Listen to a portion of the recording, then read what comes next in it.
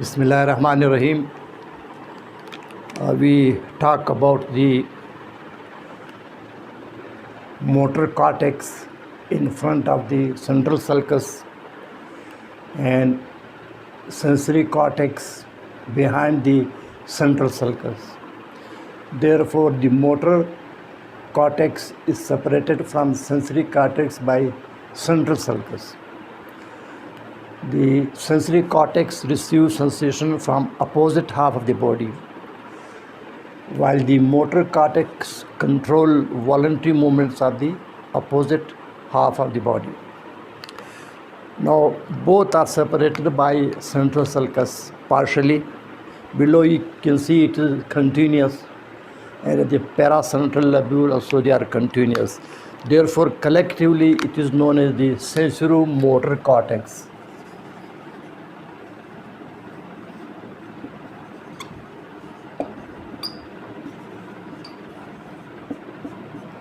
Sensory-motor cortex.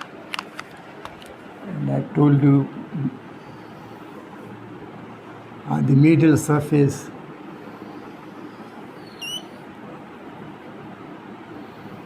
of the cerebellum hemisphere at the level of paracentral lobule, they are again continuous. So this is the medial surface, this is central sulcus, this is cingulate sulcus and unnamed sulcus, and this is the paracentral lobule. Anterior part, posterior part of paracentral lobule. Now, when sensation reaches the sensory cortex, it may result in, and it result in motor activity. For example, as I told you before, in the lower part is the pharynx, larynx and tongue, and then face, sensory area, and motor cortex again, pharynx, larynx, tongue, face, etc. So when you are thirsty, you feel thirst, the tongue become dry. Sensation will reach in the lower part of the Bowman cortical area number 3, interpreted by area number 1 and 2. The thirst and dryness of the tongue sensation received by area 3 is parallel with the motor activity. So when you feel thirst, what you do? You move your upper limb towards a glass of water and then you take water. So in this way, the sensations are associated with motor activity. I will give another example. For example, as I told you, here in the precentral anterior part of the paracentral lobule, here the voluntary sphincters in the perineal region, that is urethral sphincter and anal sphincter, are controlled by anterior part of the paracentral lobule, motor cortex. And similarly, the sensations from this area, perineal region, is in the posterior part of the paracentral lobule. Now what happens when uribladder is distended, over distended or distended with urine, or the rectum is distended with its contents? So defecation and micturational reflex will start. This will result in relaxation of the involuntary movements, involuntary urethral sphincter and involuntary anal sphincter. But voluntary sphincter, urethral and anal, they are composed of skeletal muscle, voluntary muscle. So when there is desire for maturation or defecation, the sensation will reach in the sensory cortex, and when the place and time is convenient, the person relaxes the voluntary sphincters, the smooth muscle, urethral sphincter and anal sphincter. When the place and time is convenient, then the voluntary sphincters are opened and the person will defecate or urinate. Similarly, for example, if you feel some irritation in the skin sensation, then what you do? Your fingers, your hand approach that area and then you scratch. So in this way, the sensations are always parallel with some motor activity. Keeping this inside in mind, the motor and sensory cortex, they work in collaboration with each other. This is why the motor cortex and sensory cortex is also known as sensory motor cortex.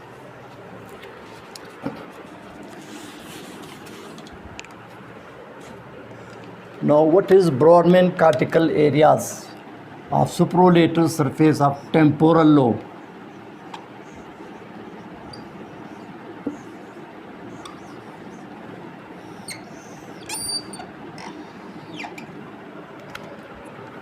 You know the boundaries of temporal lobe. This is temporal lobe. Frontal lobe, supralateral surface, parietal lobe, occipital lobe. So this is temporal lobe. And above it is bounded by the posterior ramus of the lateral sulcus.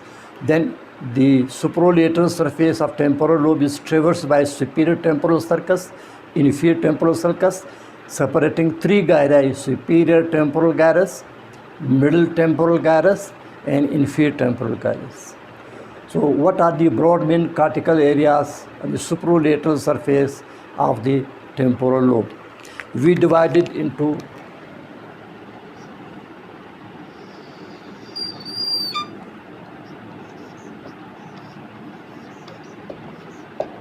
auditosensory area,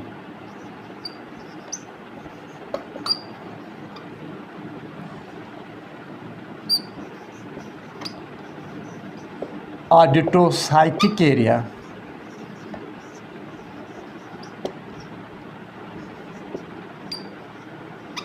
and temporal area.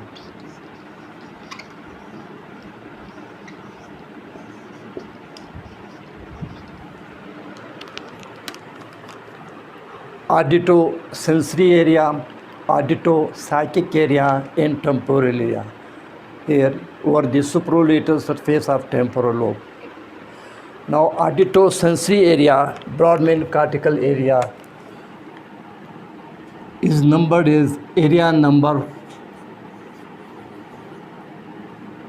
41 and 42.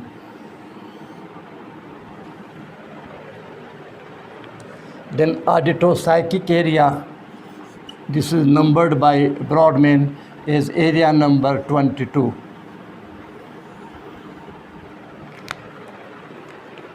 And next is temporal area. Now Brodmann cortical area 41-42, it comprises of anterior transverse temporal gyrus,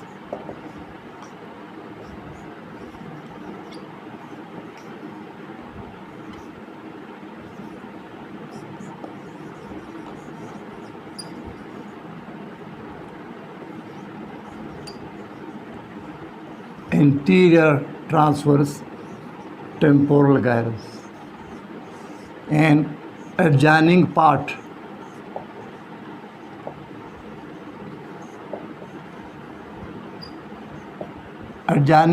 of lateral surface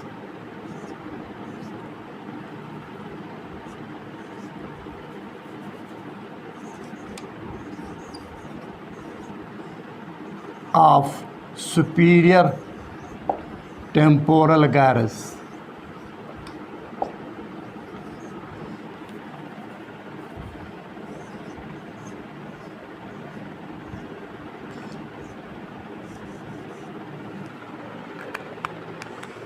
and audito-psychic area. It is numbered by Brodmann area number 22.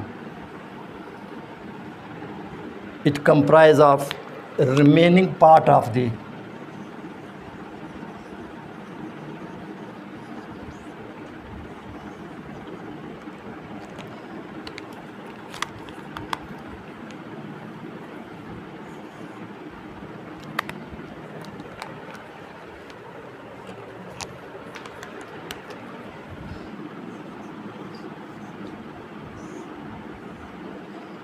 remaining part of lateral surface of superior temporal gyrus. Temporal area is the lateral surface of middle temporal gyrus.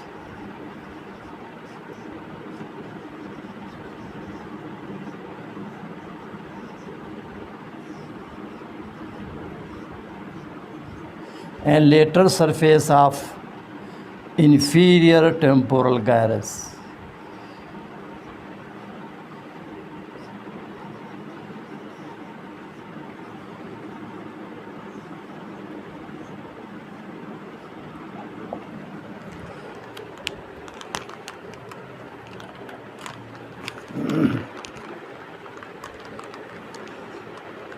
Now we will discuss these areas in detail. The auditosensory area, area number 41, 42.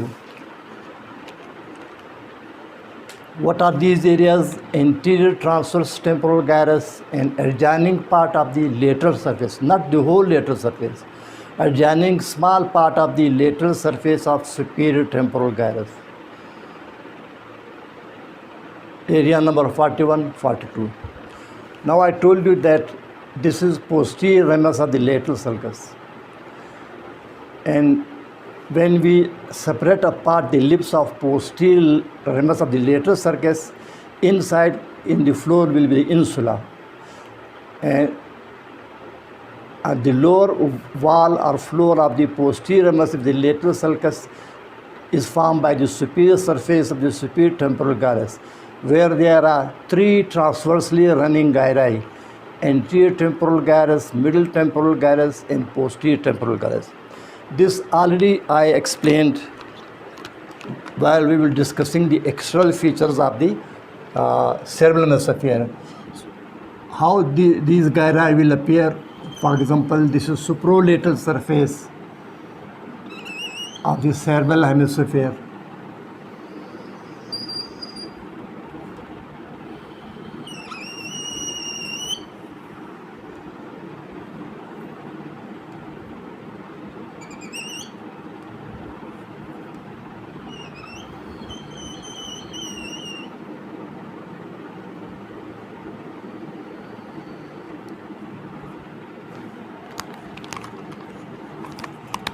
This is anterior horizontal ramus and anterior ascending ramus, and this is posterior ramus of the lateral sulcus.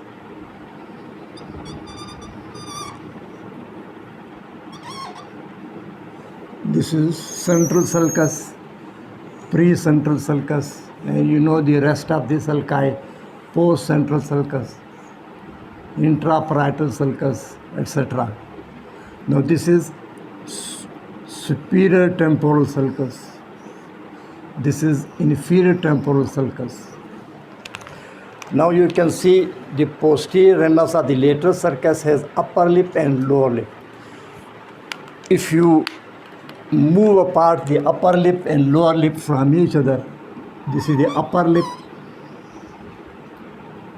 of superior temporal of posterior ramus of the lateral sulcus, and this is lower lip. Superior lip is stretched upward and the inferior lip downward.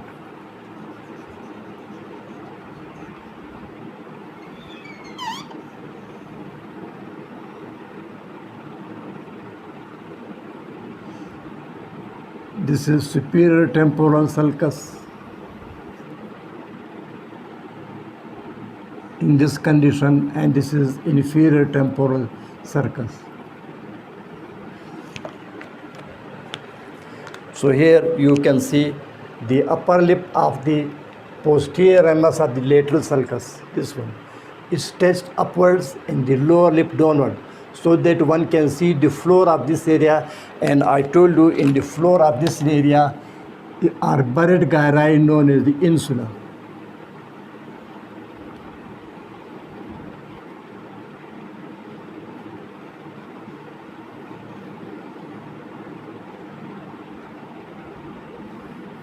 Insula.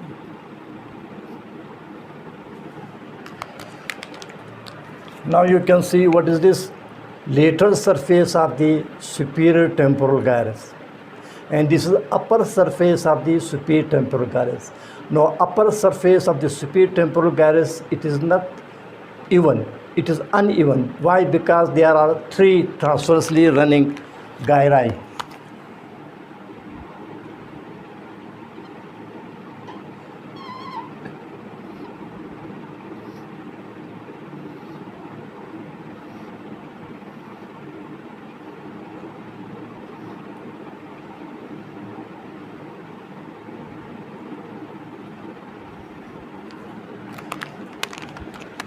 Now anteriorly you can see this transverse gyrus is called anterior transverse temporal gyrus.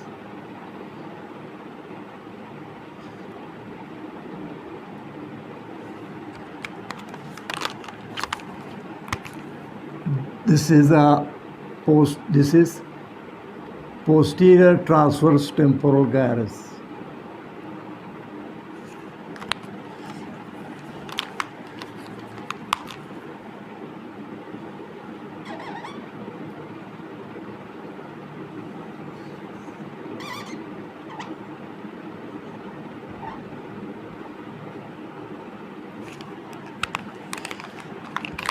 In the middle is middle transverse temporal gyrus.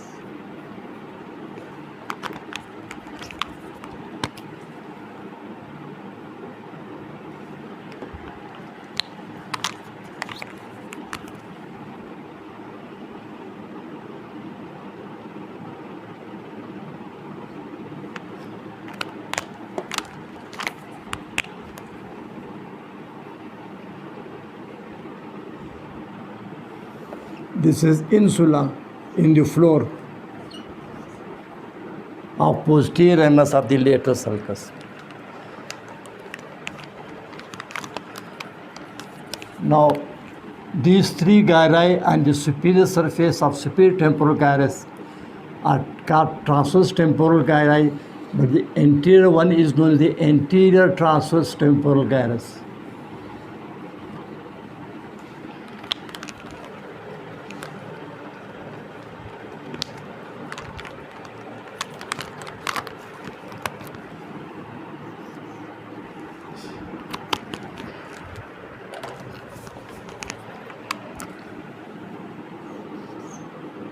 Anterior transverse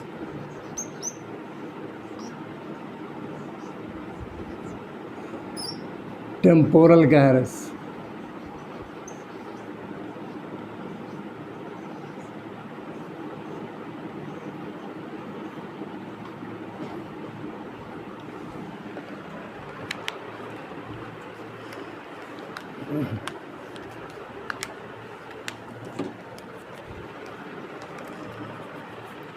So this is lateral surface of the superior temporal gyrus, and on its upper surface is anterior transverse temporal, middle transverse temporal, and posterior transverse temporal gyrus.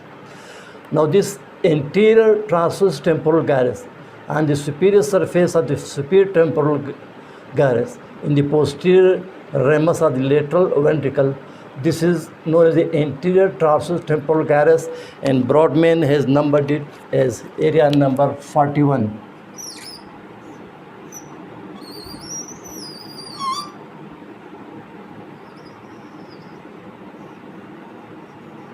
This is Brodmann cortical area 41.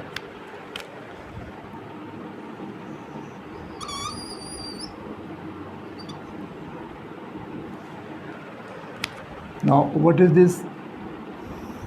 This is superior temporal gyrus.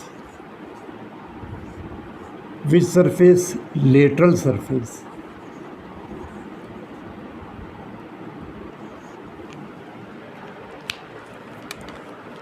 Now the adjoining part of small part of the lateral surface of the superior temporal gyrus.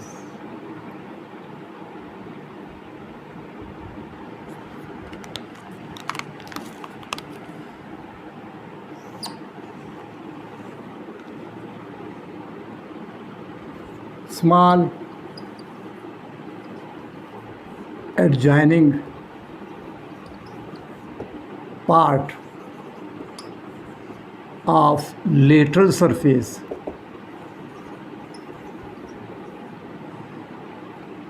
of superior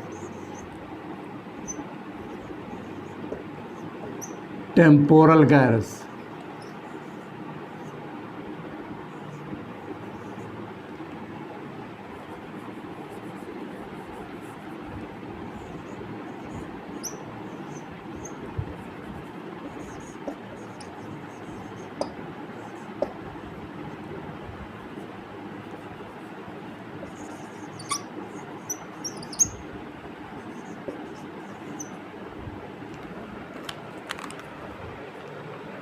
This is numbered by Brodmann as area number 42. Brodmann cortical area number 42.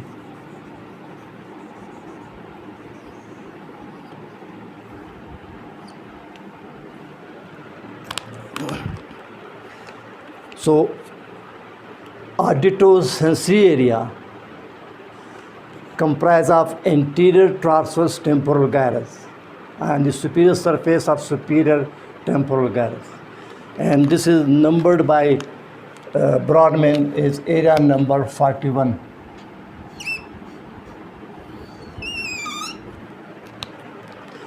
Then small adjoining part of the lateral surface of superior temporal gyrus close to the area number 41, anterior transverse temporal gyrus. This small area, this is numbered as area number 42 by Brodmann.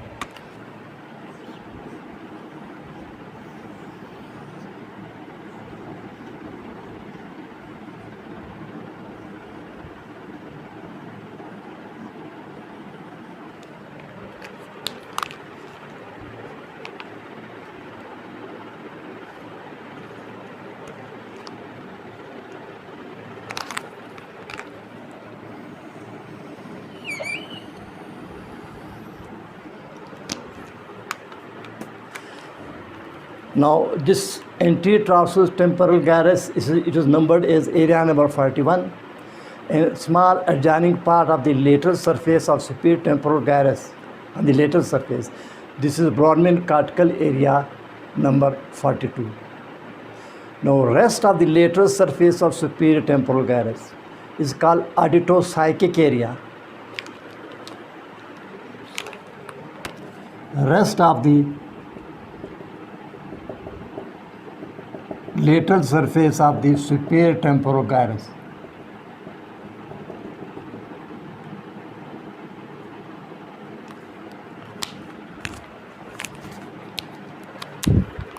Rest of the lateral surface of the superior temporal gyrus, excluding the small area 42. This is area number 22. Brodmann cortical area number 22.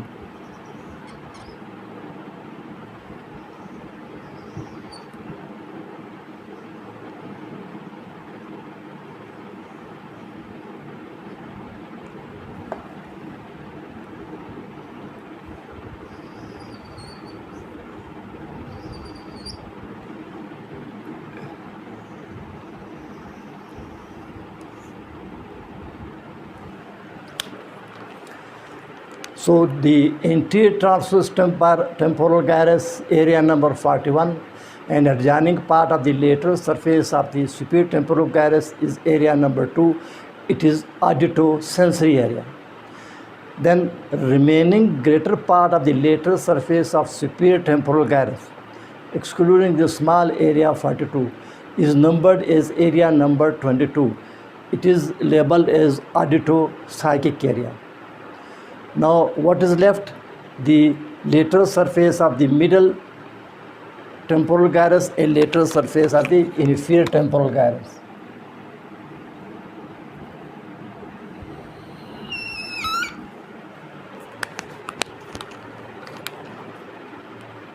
The lateral surface of the middle temporal gyrus and lateral surface of the inferior temporal gyrus, it is known as the temporal area. Both these two are known as collectively temporal area.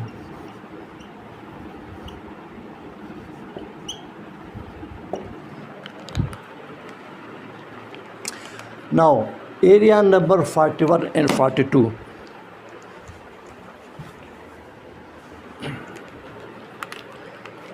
Broad main cortical area number 41.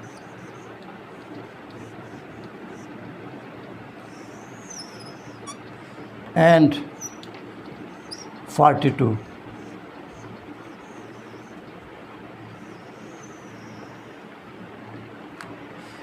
Comprising of what? Comprising of anterior, transverse, temporal gyrus and adjoining part of the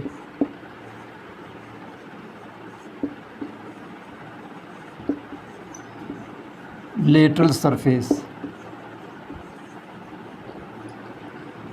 of superior temporal gyrus. Area number 41-42 is known as Herschel's area.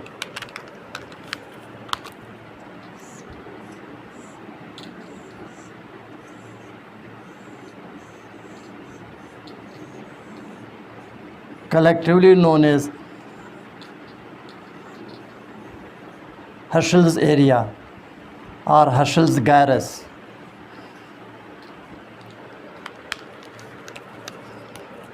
Areas 41 and 42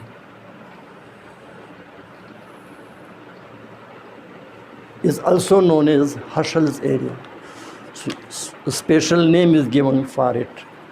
The anterior transverse temporal gyrus, broad main cortical area number 41, adjoining part of the lateral surface of superior temporal gyrus, area number 42, is collectively known as the Herschel's area or Herschel's gyrus. So these were broad main cortical areas on the lateral surface of temporal lobe. Now, what is the function? What is the functional significance of the auditosensory area? That is area number 41, area number 42, also known as Herschel's area.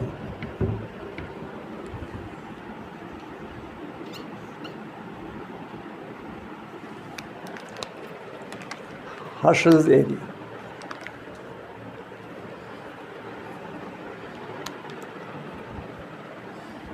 In this area, Herschel's area, auditory impulses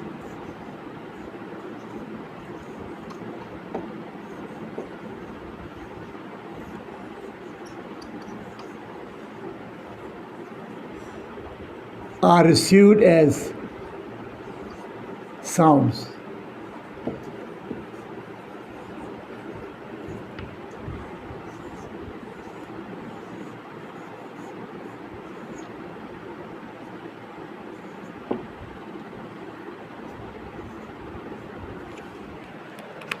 It is the primary auditory center it receives the auditory impulses as sounds. Now, what about the details of the sounds? This is not function of the auditory area 41, 42. So, what are the functions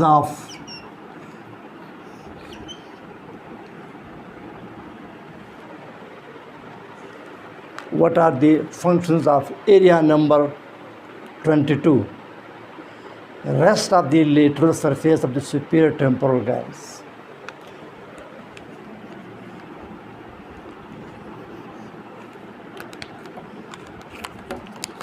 The adjoining part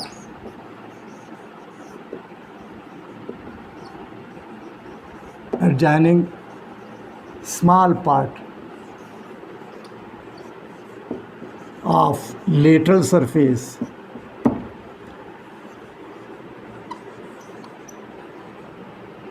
of superior temporal gyrus.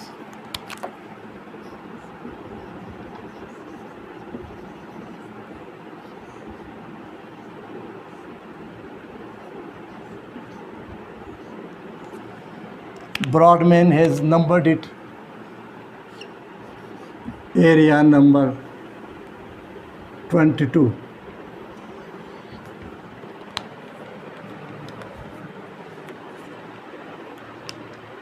Area number 22.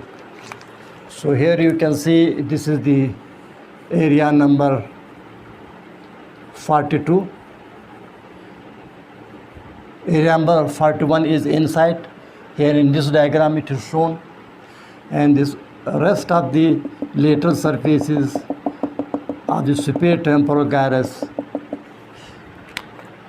This is area number 22, auditopsychic area, and this was area number 42.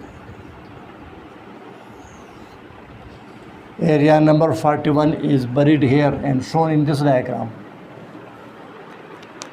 So the adjoining small part of the lateral surface of superior temporal gyrus, area number 22, it is auditopsychic area.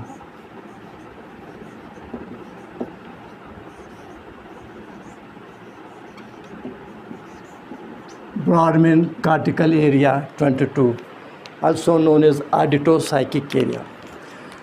Now, what is the function of this area number 22? It interprets the auditory impulses received by area number 41, 42. The auditosensory area just receives sound, area number 41, 42. Herschel's area or gyrus just receive the auditory impulses as sounds, but it do not tell about the details of the sounds. It is the adjoining small part of the lateral surface of superior temporal gyrus, Brodmann cortical area number 22, also known as the auditopsychic area. Auditopsychic area. This area, it further interprets the impulses, auditory impulses.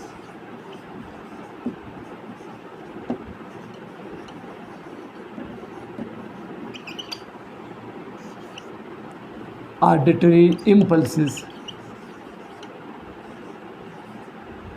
received by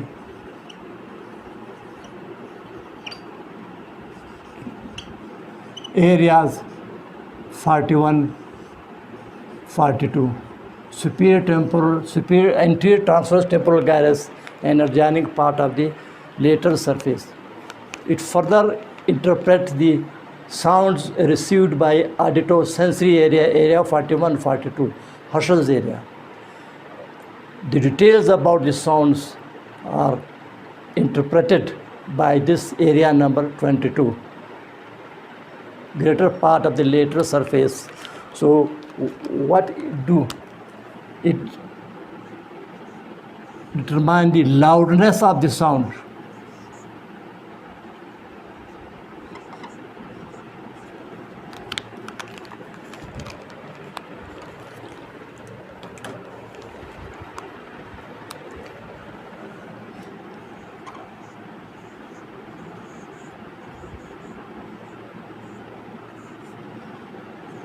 Number 2, direction of the sound.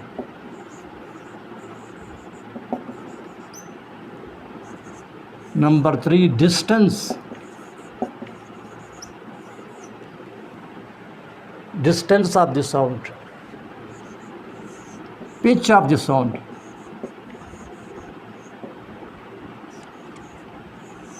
Source. Origin of the sound. And then association with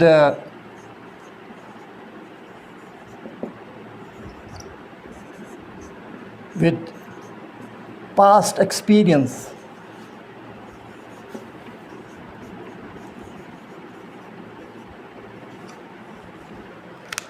This is the function of the audito-psychic area. Area number 41 and 42. Audito-psychic area. Audito-psychic area, area number 22. Area number 22.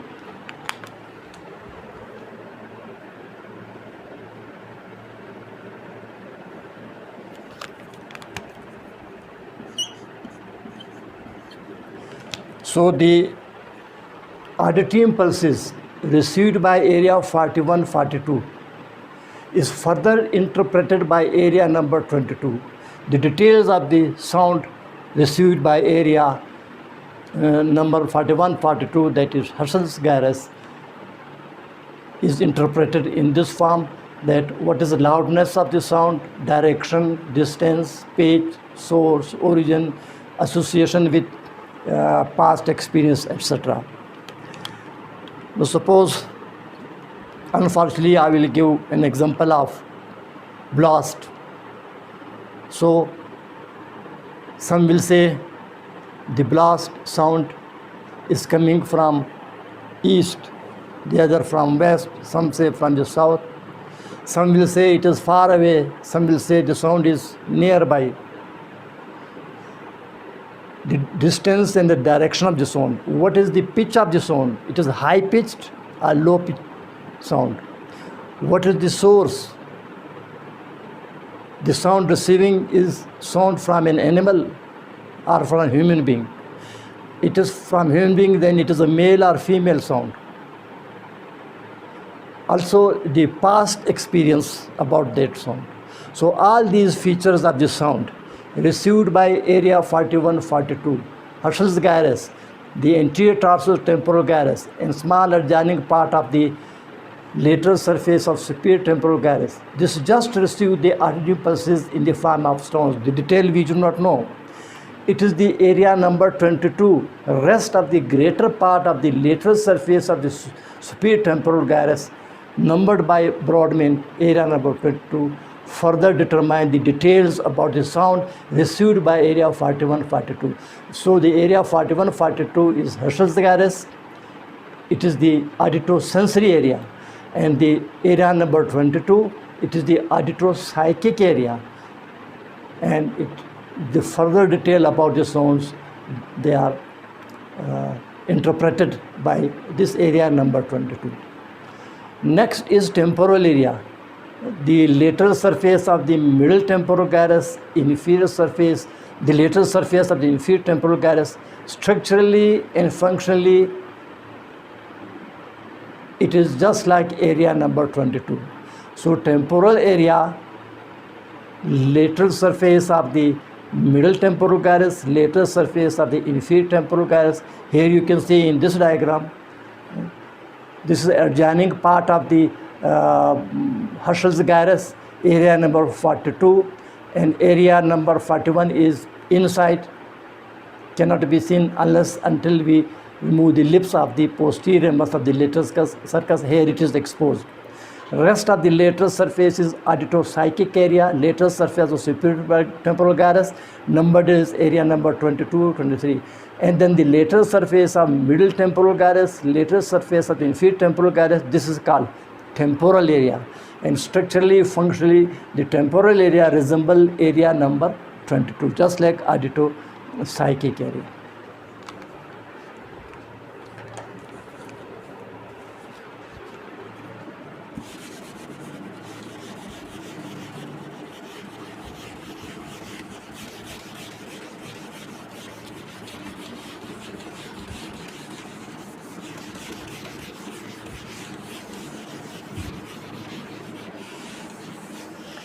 So what is the pathway? Auditory pathway, hearing pathway.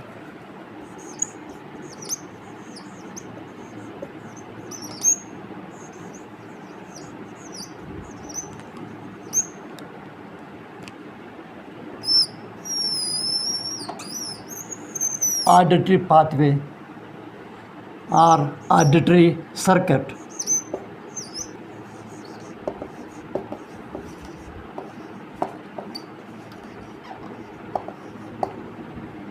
Or auditory connections.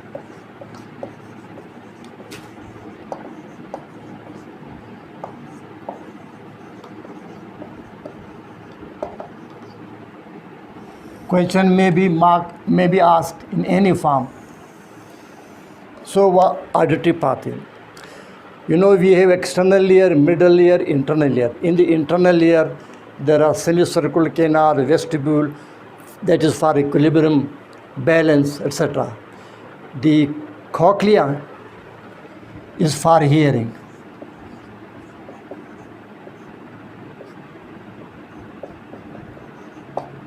Cochlea. Inside the cochlea is organ of Carty.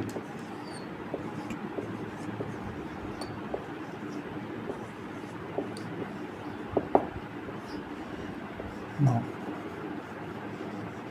from the cochlea, the auditory impulses, they pass through cochlear nerve.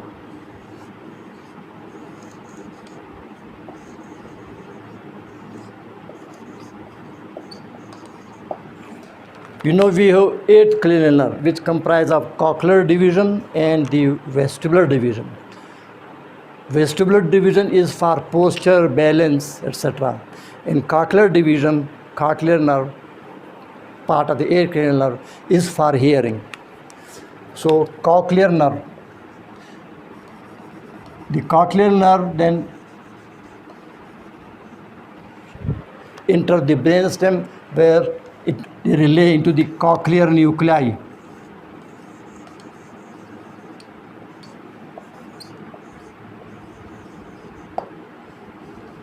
There are 2 cochlear nuclei, anterior and posterior.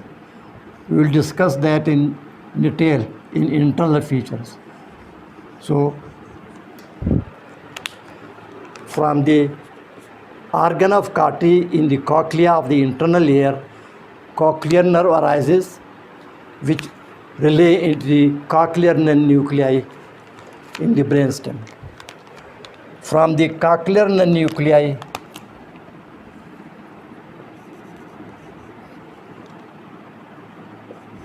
these fibers pass to the dorsal nucleus of trapezoid body.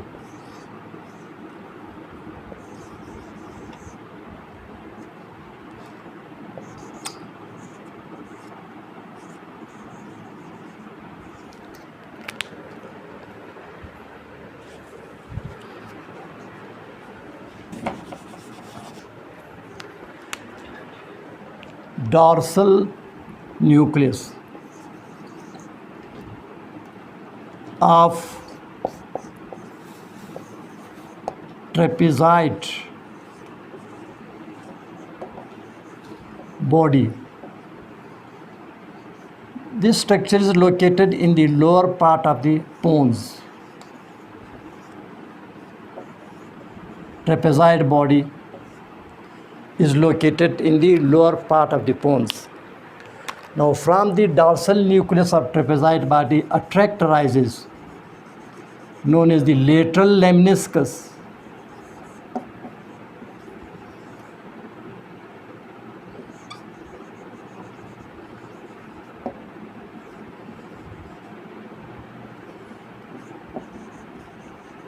It is an auditory tract, nerve tract. Lateral lemniscus. The lateral lemniscus then enter the brachium of inferior calliculus.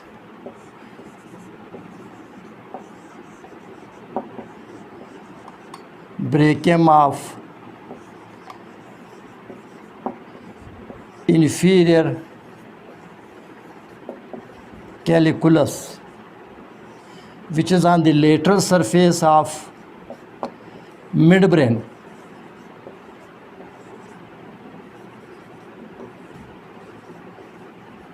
I will explain this again. Brachium of inferior colliculus, which is on the lateral surface of the midbrain. Then brachium of inferior colliculus relay in a thalamic nucleus, that is medial geniculate body.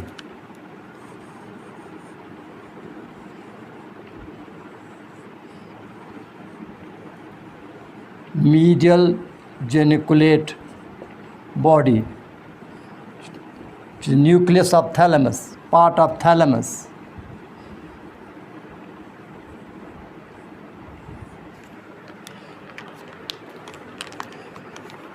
Medial geniculate body, part of the thalamus. From the medial geniculate body, auditory radiation arises.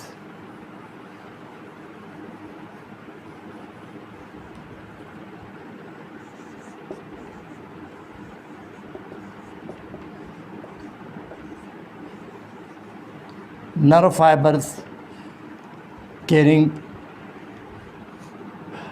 hearing sound, known as the auditory radiation, which pass through internal capsule. What is the internal capsule? That we will discuss later on in the internal features of cerebral hemisphere.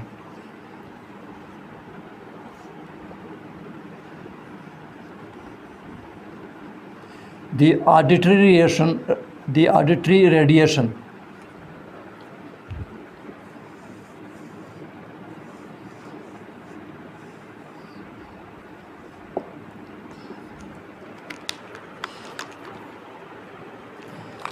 it enters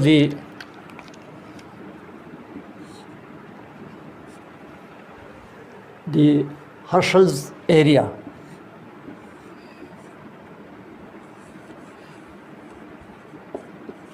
Herschel's area or Herschel's gyrus or primary auditory center, hearing center,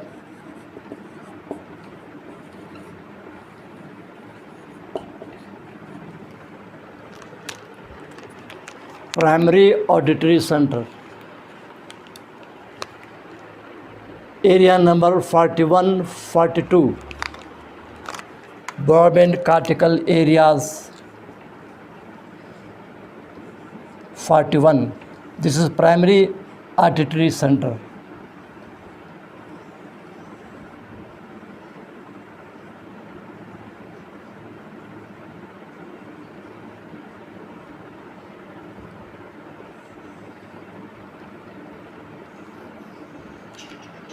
Hearing center. The auditory radiation, it enter here into the area number 41, 42. That is the anterior transverse temporal gyrus and adjoining part of the lateral surface of the superior temporal gyrus, known as Herschel's area or primary auditory center.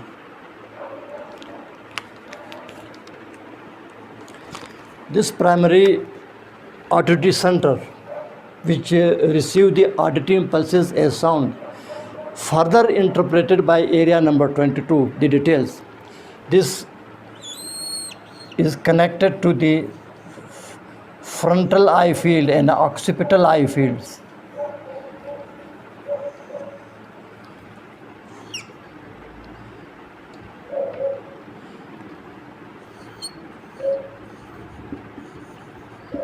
Occipital eye field and frontal eye field.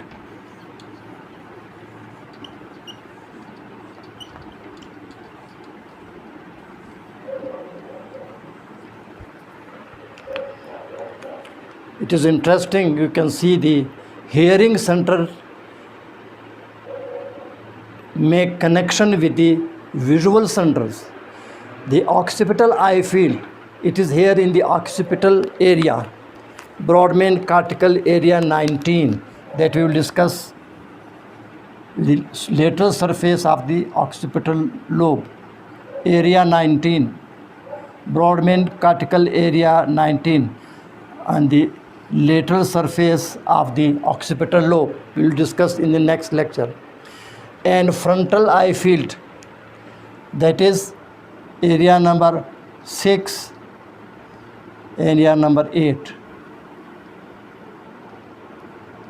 of frontal lobe.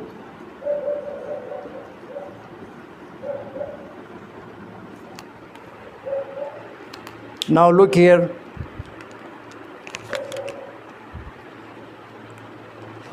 This supralateral surface of the frontal lobe, precentral gyrus is motor area, it is area number 4. Then I told you the posterior part of the superior temporal gyrus, superior frontal gyrus, middle frontal gyrus, inferior gyrus is area number 6 and 8. But the posterior part of the lateral surface or middle frontal gyrus is known as the frontal eye field.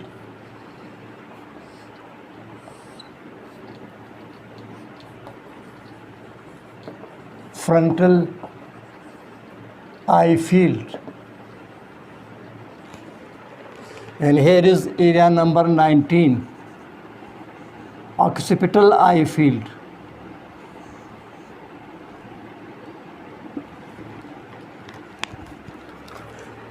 So this auditory, primary auditory center, area number 41 and 42, make connection with the frontal eye field on the lateral surface of posterior part of the middle frontal gyrus, and with the area number Broadman cortical area number 19 on the supralateral surface of the occipital lobe, visual center here.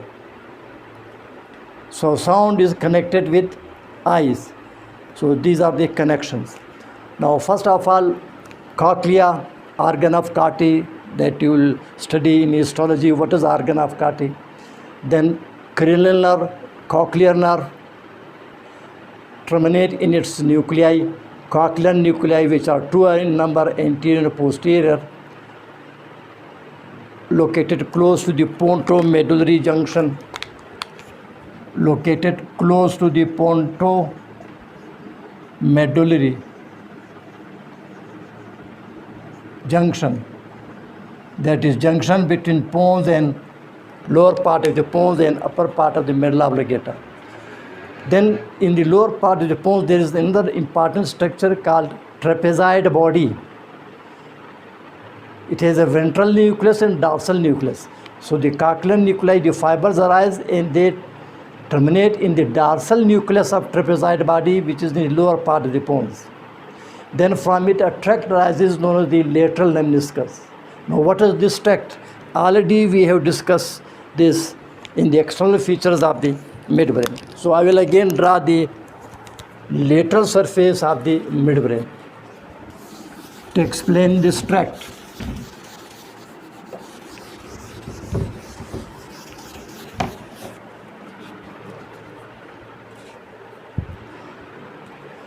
You know, this is lateral surface of the cerebral hemisphere.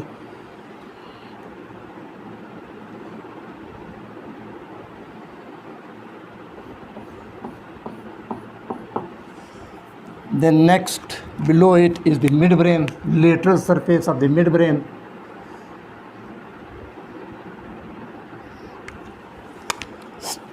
Still below it is the pons.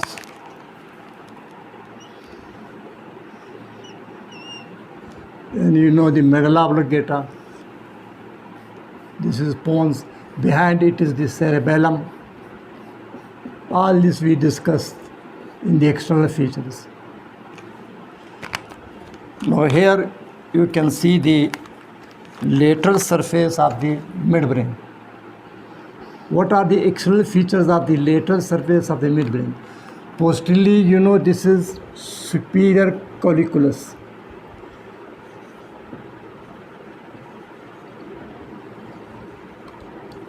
Below it is the inferior colliculus of one side. Now here inside is the thalamus, and very important egg-shaped collection of nuclei. This is thalamus.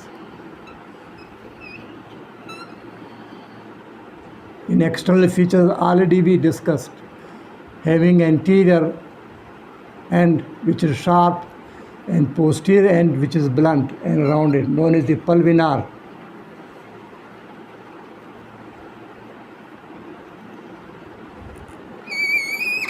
Thalamus.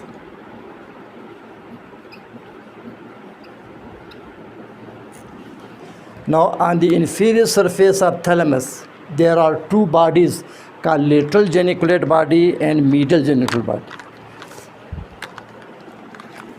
Now this is a lateral geniculate body.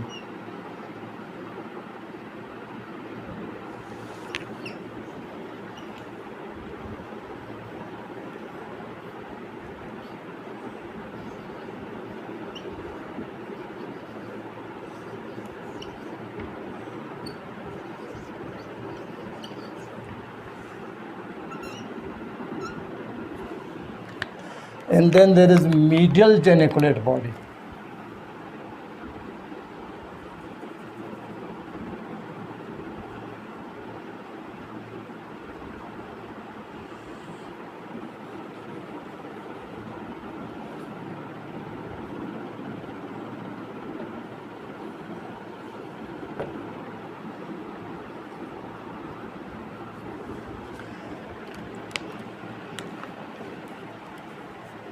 Now this is a superior colliculus and this is inferior colliculus. Inside is nucleus of superior colliculus, nucleus of the superior and nucleus of the inferior colliculus of one side. Now a ridge arises from the superior colliculus and it reaches the lateral geniculate body. This ridge is known as the brachium of superior colliculus.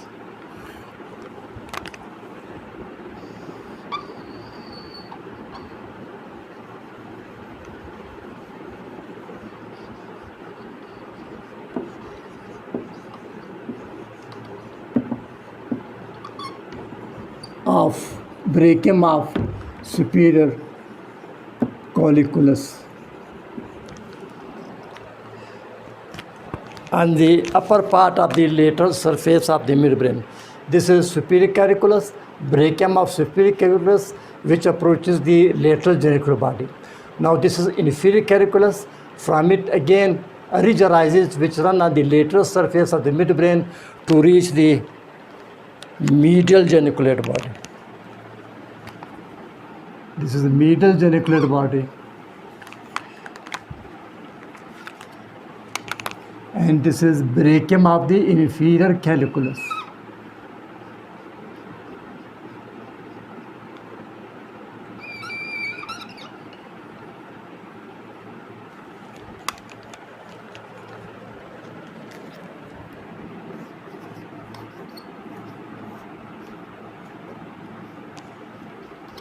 Brachium of inferior colliculus. Now here remaining part of the lateral surface of the midbrain, there is a tract which is a raised area, an elongated raised area.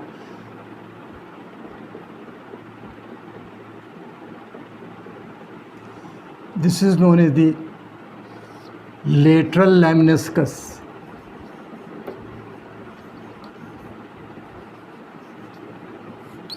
A tract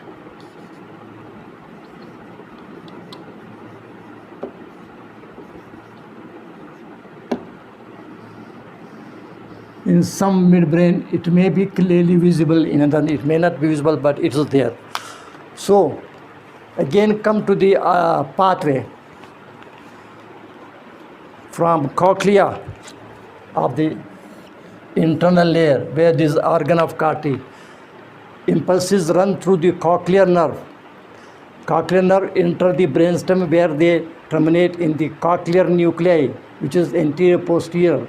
From the cochlear nuclei, the fibers enter the lower part of the pons, where there is a structure called trapezoid body. The trapezoid body has anterior, ventral and dorsal nuclei. So the cochlear nuclei, their fibers arising from the cochlear nuclei terminate in the dorsal nucleus of trapezoid body. From the dorsal nucleus of the trapezoid body, which is in the lower pone, lateral lemniscus arises. This one which is visible on the lateral surface of the midbrain. Now from here, the impulses enter the brachium of inferior calculus, those fibers which belong to the hearing. So look to the pathway, lateral lemniscus. Then the fibers enter into the brachium of inferior calculus.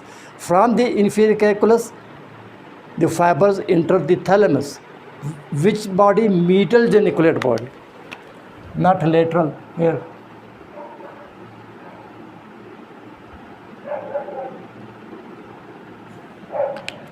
Medial geniculate body. And then rest of the part is again inside, that is from the medial geniculate body, in other words from the thalamus. A fibers arises which radiate, known as the auditory radiation. Just like in the visual pathway is the optic radiation, optic nerve, optic chiasma, lateral optic tract, lateral geniculate body, and optic radiation and visual center. Here is auditory radiation which pass through the posterior limb of the internal capsule. From here, the fibers terminate in the primary auditory center, Herschel's area, or primary auditory center, area number 41-42. Now this hearing center is connected with the eye also, that is the occipital eye field, area number 19, which we'll discuss later on, and then the frontal eye field, which already we discussed on the superlaters of the frontal lobe. Now the Herschel's area, it is connected with the, why the hearing center is connected with the eye? For example, my friend is sitting here on this side. He calls me, I will hear his sound. So what I will do? I will turn my eyeballs and even head towards my friend. The movement of the eyeball is because of these two areas, you know, the frontal eye field and the occipital eye field. So when we hear sound, when the auditory area primarily receive a sound, the person move his or her eyes towards the direction of the sound. So in response to hearing sound, some motor activity occur, and that is mainly eyeballs. So my friend is sitting on this side calling me, so naturally I will look to him, or even I may turn my head towards him. So this is the reason that the primary auditory area is connected with the occipital and frontal eye fields. This was the auditory pathway, hearing pathway. Now suppose this is a right Herschel's area, and this is left Herschel's area, in the right cerebral hemisphere, in the left cerebral hemisphere. I told you that the right motor cortex, area number 4, controls the voluntary movements of the left half of the body, and the right sensory cortex area number 3 receives sensation from the opposite half of the body, and vice versa. Here the auditory center, it is connected with both cerebral hemisphere, right and left, both, not one. So it is bilaterally connected. So therefore, if there is damage to one Herschel's area, one auditory center, there will be no complete deafness, because one area receive connection from both hemispheres. The left area also receive connection from both left and right hemisphere. So unlike Broca's area, in right-handed people, left cerebral hemisphere is dominant, therefore left Broca's area is dominant. Similarly, in left-handed people, right cerebral hemisphere and right Broca's area, motor area is dominant. The right motor cortex area number 4, area number 4 is connected with the dominant hemisphere. In right-handed, it has connection with the right cerebral hemisphere, left cerebral hemisphere, and the left Broca with the right. But unlike motor sensory cortices, unlike Broca's area, here in case of the auditory area, it is connected to both, double connections. So if one cochlea is damaged, there is no complete deafness. There is no unilateral deafness. There is no it is bilateral and not complete. This is the reason of this double innervation. So with this we finished with the Brodmann cortical areas and the supralateral surface of temporal lobe. What are their different parts? What are their functions? What is the auditory pathway? And what are the effects of lesion of the auditory center? When one auditory center is damaged, I told you there is no complete deafness. In one ear, more deafness, in either less. Complete deafness is not there. Thank you very much.